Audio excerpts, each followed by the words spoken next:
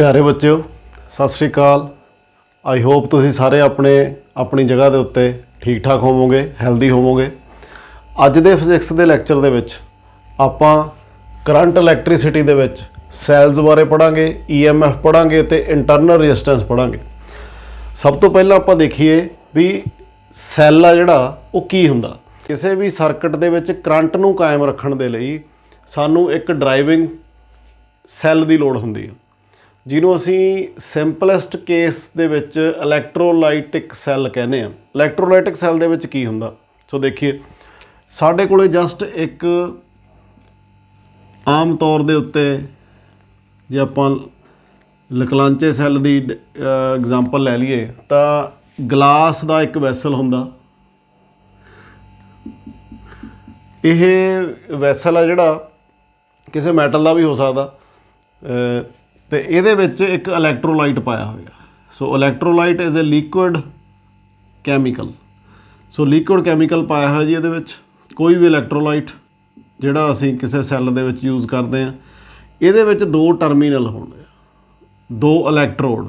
इन्हां नूं असीं आम तौर पर टर्मीनल भी कह दिंदे आ ते ये जनरली किसी मैटल दे जिंक दे आम तौर पर बने होंदे आ, ग्रेफाइट दे भी बने हो सकते हैं। तो दो साडे कोले इलैक्ट्रोड्स ने, एक नूं असीं पॉजिटिव इलैक्ट्रोड कहने जिहड़ा पॉजिटिव पोटैंशियल ते हुंदा, एक नूं असीं नैगेटिव इलैक्ट्रोड कहने जिहड़ा नैगेटिव पोटैंशियल ते हुंदा with respect to the electrolyte. एक गल ध्यान रखियो, जिहड़ा ये पॉजिटिव पोटैंशियल है it is with respect to electrolytes potential and negative electrode जिहड़ा है वो नैगेटिव पोटैंशियल ते हुंदा with respect to the potential of electrolyte. So इत्थे मैं हुण पॉइंट्स मान लैना, पॉजिटिव इलैक्ट्रोड के नेड़े एक पॉइंट मान लैना, इनू मैं कह दिना ए, तो नैगेटिव इलैक्ट्रोड के कोल एक पॉइंट मान लैना, इनू मैं कह दिना B। हुण असीं देखीए भी जिहड़ा पॉजिटिव इलैक्ट्रोड का P इलैक्ट्रोड का पोटैंशियल आ, ये positive with respect to electrode. So potential of P इनू असीं लैट कर लीए V पॉजिटिव, क्योंकि यह पॉजिटिव पोटैंशियल ते है विद रिस्पैक्ट टू इलैक्ट्रोलाइट। इस तरह जिहड़ा N का पोटैंशियल होएगा it will be -V negative, क्योंकि यह नैगेटिव पोटैंशियल आ, negative with respect to the electrolyte. But ये आम तौर के उत्ते हमेशा ही ग्रेटर दैन और इक्वल टू 0 हुंदा, मतलब यह पॉजिटिव क्वांटिटी ही होंदी है, 0 हो सकता जां पॉजिटिव होएगा, but it is at negative potential with respect to the electrolyte, मतलब इलैक्ट्रोलाइट तो यदा पोटैंशियल घट होएगा। ऑन दी अदर हैंड जिहड़ा पॉजिटिव इलैक्ट्रोड है यदा पोटैंशियल हमेशा इलैक्ट्रोलाइटिक पोटैंशियल तो ज़्यादा होएगा। हुण जेकर असीं P ते N दे विच पोटैंशियल डिफरेंस देखिए कितना होया, तो डिफरेंस कर दीए V प्लस दे विचों सबट्रैक्ट कर दीए V माइनस, तो ये साडा potential difference between P and N आ जाएगा। तो कितना आएगा जी V प्लस माइनस माइनस साडे कोले प्लस हो गए तो V माइनस। इहदा मतलब potential difference between P and N आ जिहड़ा वो साडे कोले V plus plus V minus दोनों का सम हो जाएगा, टोटल हो जाएगा। ओके, इसे चीज़ नूं असीं इलैक्ट्रोमोटिव फोर्स कहने। Electromotive force is the potential difference between the electrodes of a cell.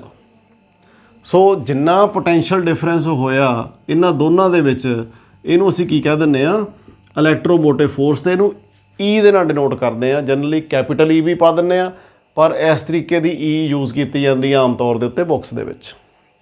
इहनूं मैं हुण इक्वेशन नंबर 1 कह दिना। एक गल का ध्यान रखा जाए भी हजे असीं किस सैल नूं किसी सर्किट दे नाल अटैच नहीं किया, इहदे तो कोई असीं करंट ड्रॉ नहीं कर रहे, तो उदों ही साडे कोले जिहड़ा पोटैंशियल डिफरेंस ऑफ दी टर्मीनल्स है वो EMF है। हुण एक गल इत्थे कन्फ्यूजन आम तौर पर स्टूडेंट्स के दिमाग च रहिंदी आ भी जेकर यह EMF है तो EMF का पूरा नाम है electromotive force. Electro, M stands for motive ਤੇ F ਸਟੈਂਡਸ ਫਾਰ ਫੋਰਸ। ਕੀ ਇਹ ਇੱਕ ਫੋਰਸ ਆ ਜਿਹੜੀ ਕਿਸੇ ਚਾਰਜਸ ਨੂੰ ਧੱਕਦੀ ਆ ਜਾਂ ਖਿੱਚਦੀ ਆ? ਨਹੀਂ, ਇਹ ਕੋਈ ਫੋਰਸ ਨਹੀਂ ਗੀ। ਸਿਰਫ ਇਹਦਾ ਨਾਂ ਉਦੋਂ ਰੱਖਿਆ ਗਿਆ ਸੀ ਜਦੋਂ ਇਹਨਾਂ ਚੀਜ਼ਾਂ ਦੀ ਪੂਰੀ ਡੀਪ ਅੰਡਰਸਟੈਂਡਿੰਗ ਨਹੀਂ ਸੀ, ਉਦੋਂ ਇਹਦਾ ਨਾਮ ਰੱਖ ਦਿੱਤਾ ਗਿਆ EMF, electromotive force. But what EMF is, it is the potential difference between the electrodes of a cell or a battery when the circuit is open। Open circuit ਕਿਹਨੂੰ ਕਹਿੰਦੇ ਆ? ਜਦੋਂ ਸੈੱਲ ਤੋਂ ਕੋਈ ਵੀ ਕਰੰਟ ਡਰਾ ਨਹੀਂ ਕੀਤਾ ਜਾ ਰਿਹਾ, ਇਹਨੂੰ ਕਿਸੇ ਸਰਕਟ ਦੇ ਨਾਲ ਨਹੀਂ ਅਟੈਚ ਕੀਤਾ ਹੋਇਆ, ਤਾਂ ਉਦੋਂ ਅਸੀਂ ਕਹਿੰਦੇ ਸਰਕਟ ਓਪਨ ਆ। ਤੇ ਓਪਨ ਸਰਕਟ ਦੇ ਵਿੱਚ ਜਦੋਂ ਪੋਟੈਂਸ਼ੀਅਲ ਡਿਫਰੈਂਸ ਜਿੰਨਾ ਹੋਏਗਾ ਟਰਮੀਨਲਸ ਦੇ ਵਿੱਚ, ਉਹਨੂੰ ਅਸੀਂ ਕੀ ਕਹਿੰਦੇ ਆ? Electromotive force. So it is the potential difference between the electrodes of a battery. ਹੁਣ ਅਸੀਂ ਦੇਖੀਏ ਵੀ ਜੇਕਰ ਇਹਨੂੰ ਅੱਛੇ ਤਰੀਕੇ ਨਾਲ ਸਮਝਣਾ ਹੋਵੇ ਵੀ ਇਹ ਕੀ ਕੰਮ ਕਰਦੀ ਆ, ਇਹਦਾ ਫਿਜ਼ੀਕਲ ਸਿਗਨੀਫੀਕੈਂਸ ਕੀ ਆ, ਅਸੀਂ ਪੁਆਇੰਟ P ਤੋਂ ਲੈ ਕੇ ਇੱਕ ਰੈਜ਼ਿਸਟੈਂਸ ਜੋੜ ਦਿੰਦੇ ਆ। ਰੈਜ਼ਿਸਟੈਂਸ ਜੋੜਨ ਦਾ ਹੁਣ ਮਤਲਬ ਕੀ ਆ? ਆਰ ਇਹਦੀ ਵੈਲਿਊ ਅਸੀਂ ਮੰਨ ਲੈਂਦੇ ਆ। ਰੈਜ਼ਿਸਟੈਂਸ ਕੀ ਆ ਪਹਿਲਾਂ ਤਾਂ ਇਹ ਦੇਖ ਲਈਏ। ਰੈਜ਼ਿਸਟੈਂਸ ਸਾਡੇ ਕੋਲ ਕੋਈ ਇੱਦਾਂ ਦੀ ਡਿਵਾਈਸ ਹੈ ਜਿਹੜੀ ਕਰੰਟ ਨੂੰ ਯੂਜ਼ ਕਰਦੀ ਆ, ਪੋਟੈਂਸ਼ੀਅਲ ਡਿਫਰੈਂਸ ਨੂੰ ਯੂਜ਼ ਕਰਦੀ ਆ, ਉਹਦੇ ਵਿੱਚੋਂ ਦੀ ਕਰੰਟ ਪਾਸ ਹੁੰਦਾ। ਫਾਰ ਐਗਜ਼ਾਮਪਲ ਆਪਣੇ ਕੋਲ ਇੱਕ ਟਾਰਚ ਹੁੰਦੀ ਆ, ਟਾਰਚ ਦੇ ਵਿੱਚ ਸੈੱਲ ਲੱਗੇ ਹੁੰਦੇ ਆ ਤੇ ਮੂਹਰੇ ਇੱਕ ਬਲਬ ਲੱਗਿਆ ਹੁੰਦਾ। ਟਾਰਚ ਦੇ ਵਿੱਚ ਜਿਹੜਾ ਬਲਬ ਆ ਉਹ ਸਾਡੇ ਕੋਲ ਰੈਜ਼ਿਸਟੈਂਸ ਆ। ਇਸੇ ਤਰ੍ਹਾਂ ਕੋਈ ਛੋਟਾ ਜਿਹਾ ਆਪਣੇ ਕੋਲ ਫੈਨ ਆ, ਉਹਦੇ ਪਿੱਛੇ ਬੈਟਰੀ ਜਾਂ ਸੈੱਲ ਲੱਗਿਆ ਹੋਇਆ ਤੇ ਮੂਹਰੇ ਪੱਖਾ ਘੁੰਮਦਾ, ਤਾਂ ਉਹ ਫੈਨ ਆ ਜਿਹੜਾ ਉਹ ਕੀ ਆ? ਉਹ ਇੱਕ ਰੈਜ਼ਿਸਟੈਂਸ ਆ। So resistance is any substance, is any machine which draws current। Current ਦੇ ਨਾਲ ਚੱਲਦੀ ਹੈ। ਕੋਈ ਮੋਟਰ ਵੀ ਹੋ ਸਕਦੀ ਹੈ, ਕੋਈ ਹੀਟਿੰਗ ਐਲੀਮੈਂਟ ਵੀ ਹੋ ਸਕਦਾ। ਸੋ ਇਹ ਉਹ ਚੀਜ਼ ਹੈ। ਹੁਣ ਜਦੋਂ ਹੀ ਅਸੀਂ ਰੈਜ਼ਿਸਟੈਂਸ ਨੂੰ ਕਨੈਕਟ ਕਰਦੇ ਹਾਂ, ਕਿਉਂਕਿ P ਤੇ N ਦੇ ਵਿੱਚ ਇੱਕ ਡਿਫਰੈਂਸ ਆਫ ਪੋਟੈਂਸ਼ੀਅਲ ਹੈ, ਇਲੈਕਟ੍ਰਿਕ ਪੋਟੈਂਸ਼ੀਅਲ ਦਾ ਡਿਫਰੈਂਸ ਹੈ। ਇਹਦਾ ਮਤਲਬ ਕੀ ਹੋਏਗਾ? ਹਾਇਰ ਪੋਟੈਂਸ਼ੀਅਲ ਪੋਜ਼ਿਟਿਵ ਟਰਮੀਨਲ ਦਾ ਹੁੰਦਾ, higher to lower potential difference ਸਾਡੇ ਕੋਲੇ current will start flowing through this resistance. Outside the electrolyte ਸਾਡੇ ਕੋਲੇ, ਇੱਥੇ ਮੈਂ ਪੁਆਇੰਟ C ਮੰਨ ਲੈਣਾ, ਇੱਥੇ ਪੁਆਇੰਟ D ਮੰਨ ਲੈਣਾ। C to D ਮੇਰੇ ਕੋਲ ਇੱਕ ਕਰੰਟ ਚੱਲੇਗਾ I। ਕੰਪਲੀਟ ਹੋਏਗਾ ਸਰਕਟ। ਜਿਉਂ ਹੀ ਇਹ ਸਰਕਟ ਕੰਪਲੀਟ ਹੋਏਗਾ, ਕੀ ਹੋਏਗਾ? ਬਾਹਰਲੇ ਪਾਸੇ, ਸੈੱਲ ਦੇ ਬਾਹਰਲੇ ਪਾਸੇ ਤਾਂ P ਤੋਂ ਲੈ ਕੇ C ਤੱਕ, C ਤੋਂ ਲੈ ਕੇ D ਤੱਕ, D ਤੋਂ ਲੈ ਕੇ N ਤੱਕ ਤੇ N ਤੋਂ ਲੈ ਕੇ B ਤੱਕ ਕਰੰਟ ਚੱਲਿਆ। ਅੰਦਰਲੇ ਪਾਸੇ ਵੀ B ਤੋਂ ਲੈ ਕੇ A ਤੱਕ ਕਰੰਟ ਚੱਲਿਆ ਥਰੂ ਦਿਸ ਇਲੈਕਟ੍ਰੋਲਾਈਟ। ਤਾਂ ਹੀ ਸਾਡਾ ਸਰਕਟ ਕੰਪਲੀਟ ਹੋਇਆ। ਕੰਪਲੀਟਡ ਸਰਕਟ ਨੂੰ ਜਦੋਂ ਕਰੰਟ ਚੱਲਣ ਲੱਗ ਗਿਆ ਤਾਂ ਇਹਨੂੰ ਕਿਹਾ ਜਾਂਦਾ ਹੈ ਕਲੋਜ਼ਡ ਸਰਕਟ। ਹੁਣ ਜਦੋਂ ਸਰਕਟ ਕਲੋਜ਼ਡ ਹੋ ਗਿਆ ਤਾਂ ਆਰ ਆ ਜਿਹੜੀ, ਇਹ ਕਰੰਟ ਨੂੰ ਯੂਜ਼ ਕਰਨਾ ਸਟਾਰਟ ਕਰ ਦੇਗੀ। Okay, let us suppose for first case that if R is infinite. ਜੇਕਰ ਹੁਣ ਸਾਡੀ ਆਹ ਆਰ ਦੀ ਵੈਲਿਊ ਇੰਨੀ ਜ਼ਿਆਦਾ ਹੋਵੇ, ਬਹੁਤ ਵੱਡੀ ਹੋਵੇ, ਬਈ ਇਹਨੂੰ ਮਿਣਿਆ ਨਹੀਂ ਜਾ ਸਕਦਾ, ਇਹਦੀ ਵੈਲਿਊ ਇਨਫਾਈਨਾਈਟ ਆ, ਤਾਂ ਕੀ ਹੋਏਗਾ? ਇਹਦੀ ਰਿਕਾਵਟ ਕਰਕੇ ਕਰੰਟ ਲੰਘਣਾ ਬੰਦ ਹੋ ਜਾਏਗਾ ਫਰੋਮ C to D। ਜੇ ਕਰੰਟ ਲੰਘਣਾ ਬੰਦ ਹੋ ਜਾਏਗਾ ਤਾਂ ਕੀ ਹੋਇਆ? ਤਾਂ potential difference between P to N ਕੀ ਹੋਇਆ? ਕੀ ਹੋਏਗਾ ਇਹ? It will B the potential difference, ਕਿਉਂਕਿ ਇੱਧਰਲਾ ਸਰਕਟ ਹੁਣ ਕੱਟਿਆ ਗਿਆ ਕਿਉਂਕਿ R ਨੇ ਬਲੌਕ ਕਰਤਾ। Potential difference between P to N ਕੀ ਹੋਏਗਾ? Potential difference between P to A। So it will be potential difference between P to A। ਉਦੋਂ ਬਾਅਦ potential difference between A to B plus ਹੋਏਗਾ, plus potential difference between B to N ਇਹ ਹੋਏਗਾ। ਤਾਂ ਇਹ ਕਿਹਦੇ ਬਰਾਬਰ ਹੋਏਗਾ? ਹੁਣ ਧਿਆਨ ਨਾਲ ਦੇਖੀਏ ਵੀ potential difference P to N ਕਿਹਦੇ ਬਰਾਬਰ ਹੋਏਗਾ? ਇਹ ਸਾਰਾ ਇੱਥੇ ਤੱਕ ਹੀ ਕੰਮ ਸਿਮਟ ਗਿਆ, P ਤੋਂ ਲੈ ਕੇ N ਤੱਕ ਹੀ ਰਿਹਾ। ਤਾਂ ਇਹਦਾ ਮਤਲਬ ਇਹ ਸਾਡਾ V positive plus V negative, ਜਿਹਨੂੰ ਅਸੀਂ E ਕਿਹਾ ਸੀ, ਤਾਂ VPN ਕਿਹਦੇ ਬਰਾਬਰ ਆ ਗਿਆ? EMF ਦੇ।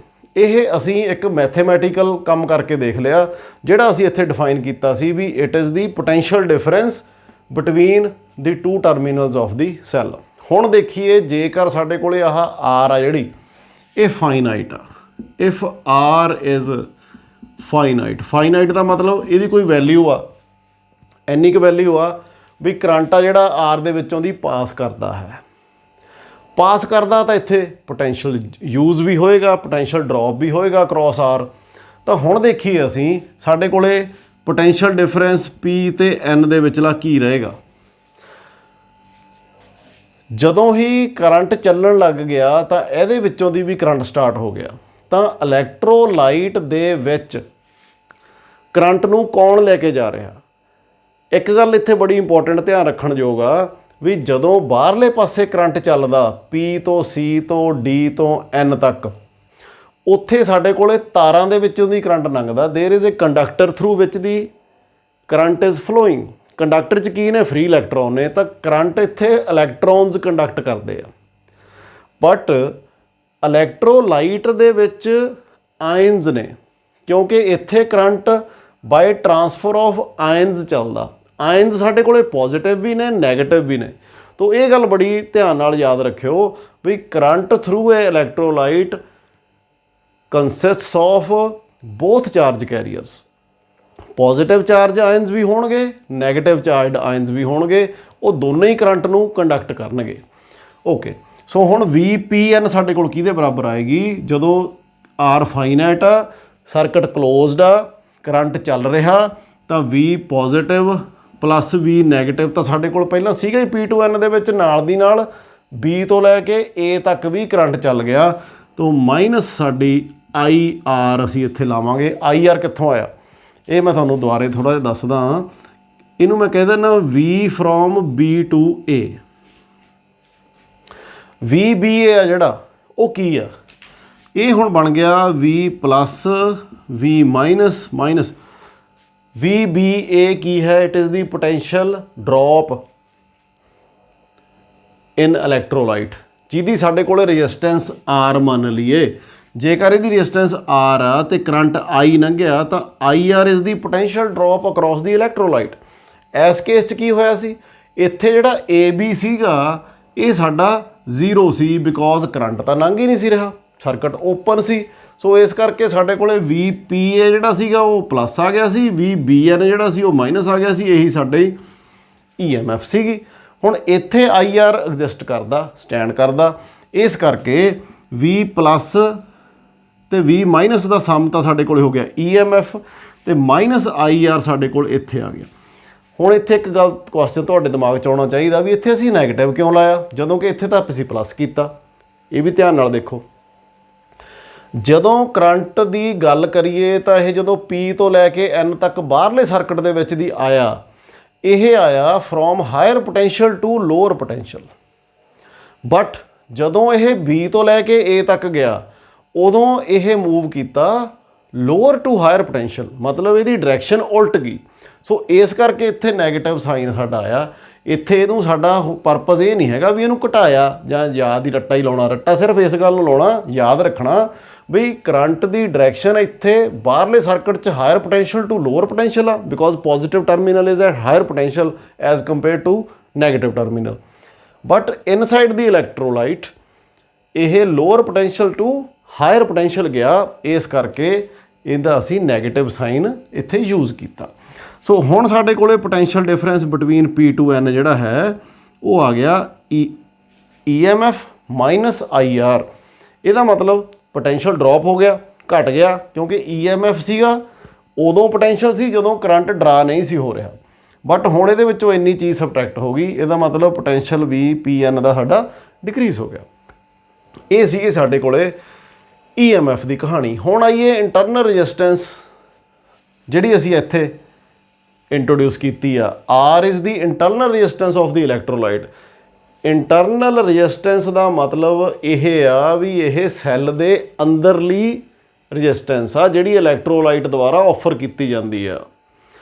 ਬਾਹਰਲੀ ਰੈਜ਼ਿਸਟੈਂਸ ਨੂੰ ਇਕੱਲੀ ਰੈਜ਼ਿਸਟੈਂਸ ਕਿਹਾ ਜਾਂਦਾ। ਸੈੱਲ ਦੇ ਵਿੱਚ ਜਿਹੜਾ ਇਲੈਕਟ੍ਰੋਲਾਈਟ ਆ ਇਹ ਚਾਹੇ ਲਿਕੁਇਡ ਫਾਰਮ 'ਚ ਹੋਵੇ, ਚਾਹੇ ਇਹ ਪੇਸਟ ਫਾਰਮ ਦੇ ਵਿੱਚ ਹੋਵੇ, ਚਾਹੇ ਮਤਲਬ ਡਰਾਈ ਸੈੱਲ ਹੋਣ ਜਾਂ ਸਾਡੇ ਕੋਲੇ ਲਿਕੁਇਡ ਸੈੱਲ ਜਿਵੇਂ ਆਪਣੇ ਕਾਰ ਦੀ ਬੈਟਰੀ ਜਾਂ ਇਨਵਰਟਰ ਦੀ ਬੈਟਰੀ ਜਿਹਦੇ ਵਿੱਚ ਆਪਾਂ ਕਹਿੰਦੇ ਆ ਵੀ ਐਸਿਡ ਹੈਗਾ, ਸੋ ਉਹ ਲਿਕੁਇਡ ਇਲੈਕਟ੍ਰੋਲਾਈਟਸ ਆ। ਬਟ ਸਾਰਿਆਂ ਦੀ ਇੰਟਰਨਲ ਰੈਜ਼ਿਸਟੈਂਸ ਹੁੰਦੀ ਆ। ਹੁਣ ਜੇਕਰ ਬਾਹਰਲੇ ਪਾਸੇ ਅਸੀਂ ਕਾਫੀ ਵੱਡੀਆਂ ਰੈਜ਼ਿਸਟੈਂਸ ਯੂਜ਼ ਕਰ ਰਹੇ ਹੋਈਏ ਤਾਂ ਇਸ ਰੈਜ਼ਿਸਟੈਂਸ ਨੂੰ ਆਮ ਤੌਰ ਦੇ ਉੱਤੇ ਅਸੀਂ ਨਿਗਲੈਕਟ ਹੀ ਕਰ ਦਿੰਦੇ ਹਾਂ, ਕਿਉਂਕਿ ਥੋੜ੍ਹੀ ਹੁੰਦੀ ਆ ਐਜ਼ ਕੰਪੇਅਰ ਟੂ ਬਾਹਰਲੀ ਰੈਜ਼ਿਸਟੈਂਸ। ਬਟ ਜੇਕਰ ਅਸੀਂ ਛੋਟੀ ਰੈਜ਼ਿਸਟੈਂਸ 'ਤੇ ਕੰਮ ਕਰ ਰਹੇ ਹਾਂ, ਬਾਹਰਲੇ ਪਾਸੇ ਵੀ ਸਾਡੇ ਕੋਲ ਥੋੜ੍ਹੀ ਰੈਜ਼ਿਸਟੈਂਸ ਲੱਗੀ ਹੋਈ ਆ, ਫਿਰ ਇਹਦੀ ਕੈਲਕੂਲੇਸ਼ਨ ਮੇਜਰਮੈਂਟ ਦੇ ਵਿੱਚ ਐਪਰੀਸ਼ੀਏਬਲ ਹੋ ਜਾਂਦੀ ਆ, ਸਾਨੂੰ ਇਹਨੂੰ ਵੀ ਗਿਣਨਾ ਪੈਂਦਾ ਨਾਲ।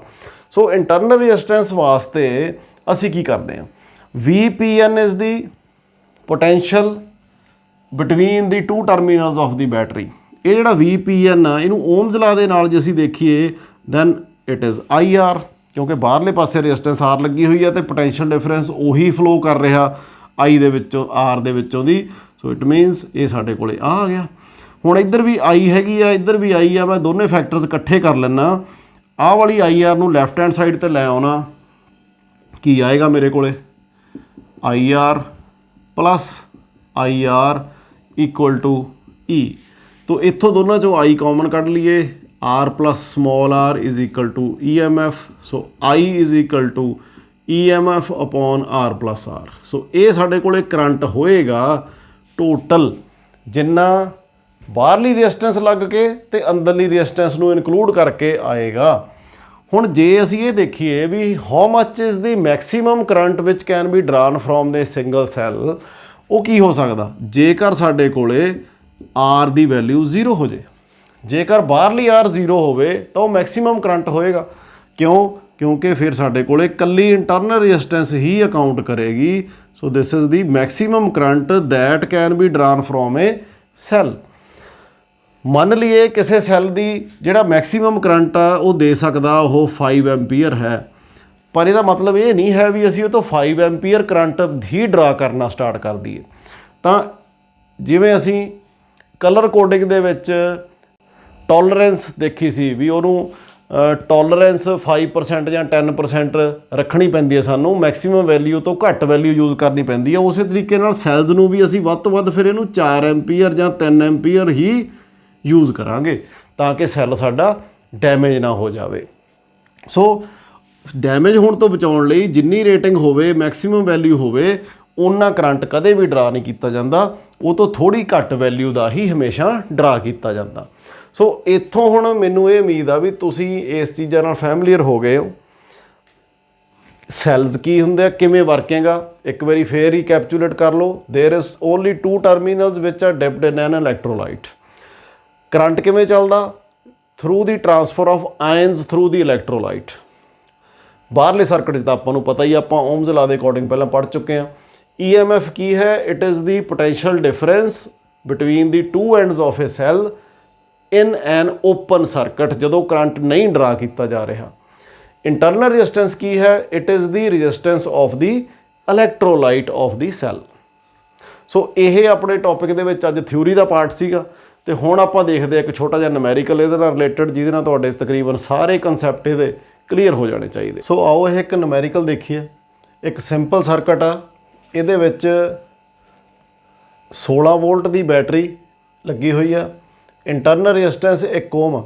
ਇਹ ਧਿਆਨ ਰੱਖਿਓ, ਇੰਟਰਨਲ ਰੈਜ਼ਿਸਟੈਂਸ ਦਾ ਸਿੰਬਲ ਸੈੱਲ ਦੇ ਉੱਪਰਲੇ ਪਾਸੇ ਹਵਾ ਦੇ ਵਿੱਚ ਹੀ ਇੱਕ ਰੈਜ਼ਿਸਟੈਂਸ ਬਾਹੀ ਹੁੰਦੀ ਆ, ਇਹਨੂੰ ਅਸੀਂ ਇੰਟਰਨਲ ਰੈਜ਼ਿਸਟੈਂਸ, ਕਈ ਵਾਰੀ ਇਹਨੂੰ ਸੈੱਲ ਦੇ ਨਾਲ ਵੀ ਡਰਾ ਕਰ ਦਿੱਤਾ ਜਾਂਦਾ। ਮਤਲਬ ਚਾਹੇ ਇਹਨੂੰ ਇੱਥੇ ਲਿਖਿਆ ਜਾਵੇ ਜਾਂ ਇਹਨੂੰ ਇਹਦੇ ਵਿੱਚ ਵੀ ਇੱਥੇ ਬਣਾਇਆ ਜਾ ਸਕਦਾ ਸੈੱਲ ਦੇ ਨਾਲ। ਜਿਹੜੀ ਸੈੱਲ ਦੇ ਨਾਲ ਲੱਗੀ ਹੋਊਗੀ ਉਹ ਇੰਟਰਨਲ ਰੈਜ਼ਿਸਟੈਂਸ ਹੀ ਹੋਏਗੀ।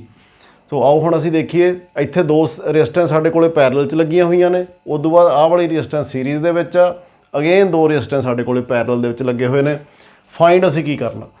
ਇਕੁਇਵਲੈਂਟ ਰੈਜ਼ਿਸਟੈਂਸ ਫਾਈਂਡ ਕਰਨੀ ਅਸੀਂ ਸਾਰੇ ਸਰਕਟ ਦੀ, ਪਹਿਲਾ ਕੰਮ।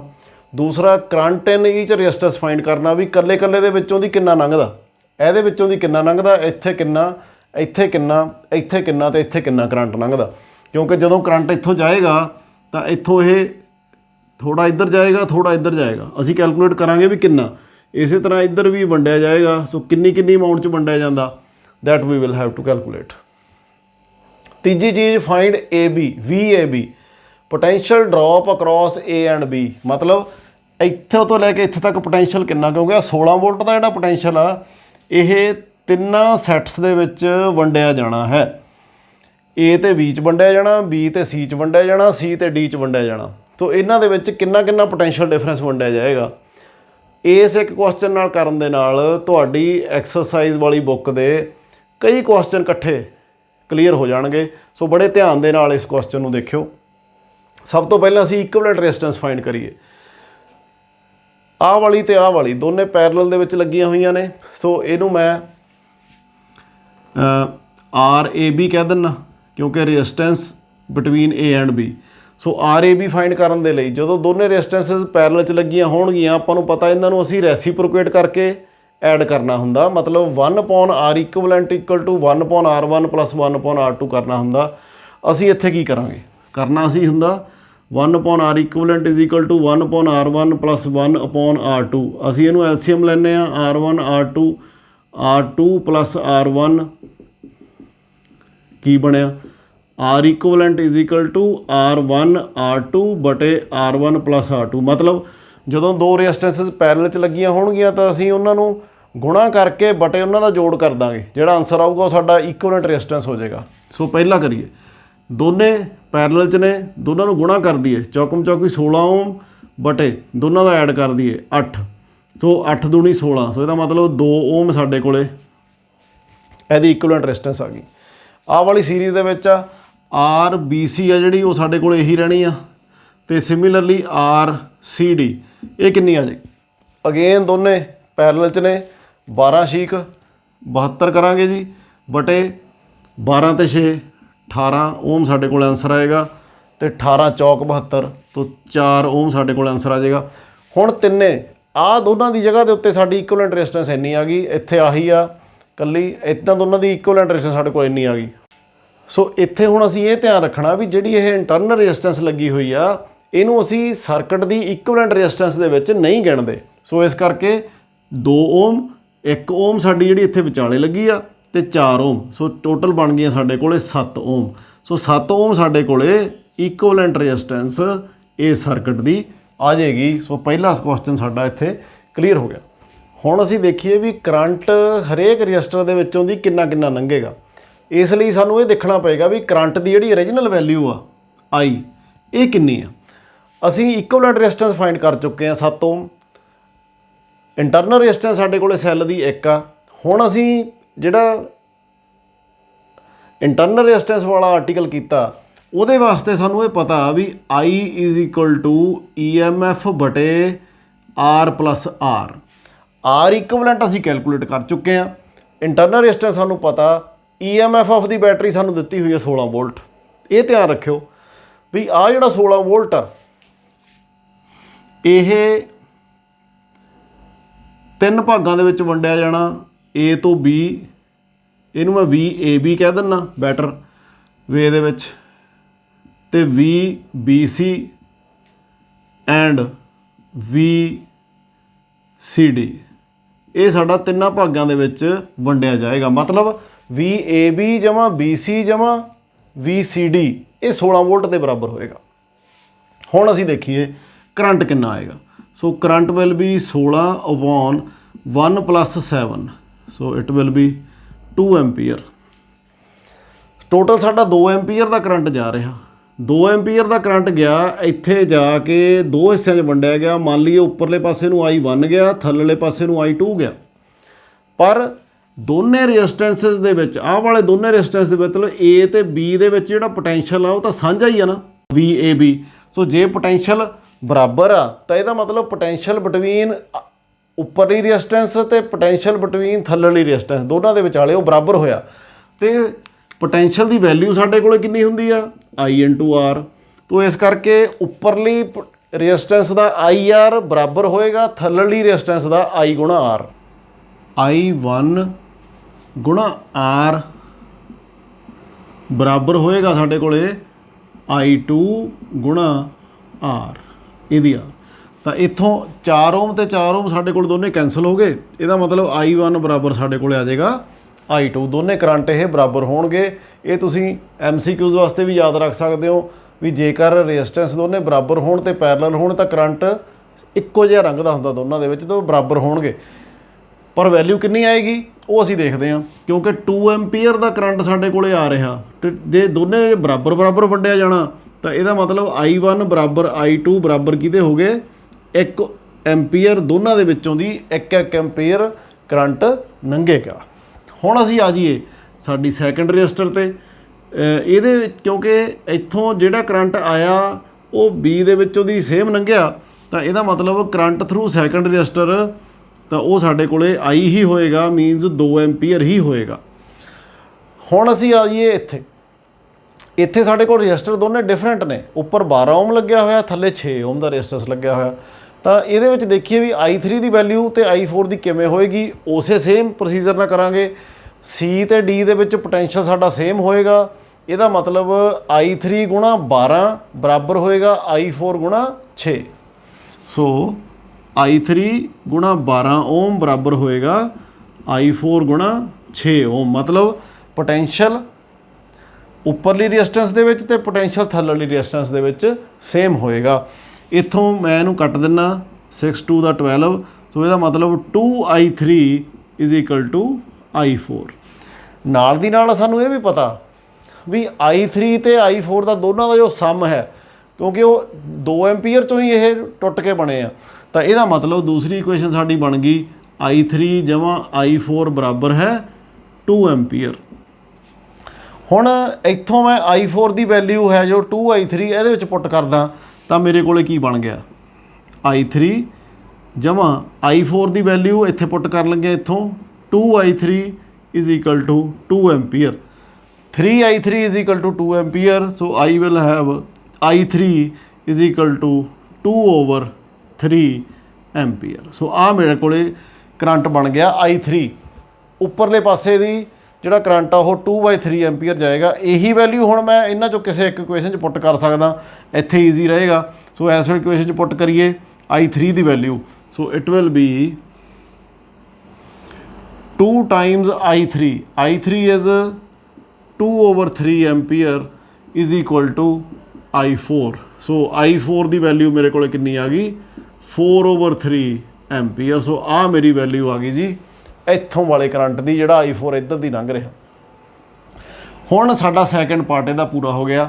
ਆ ਜੀ ਅਸੀਂ ਹੁਣ ਥਰਡ ਪਾਰਟ ਤੇ find VAB, VBC and VCD। ਅਸੀਂ ਹੁਣ ਆ ਪੋਟੈਂਸ਼ੀਅਲ ਡਿਫਰੈਂਸ ਫਾਈਂਡ ਕਰਨੇ ਆ। ਕਿੰਨੇ ਦੇਖੀਏ VAB ਕਿਹਦੇ ਬਰਾਬਰ ਆਏਗਾ।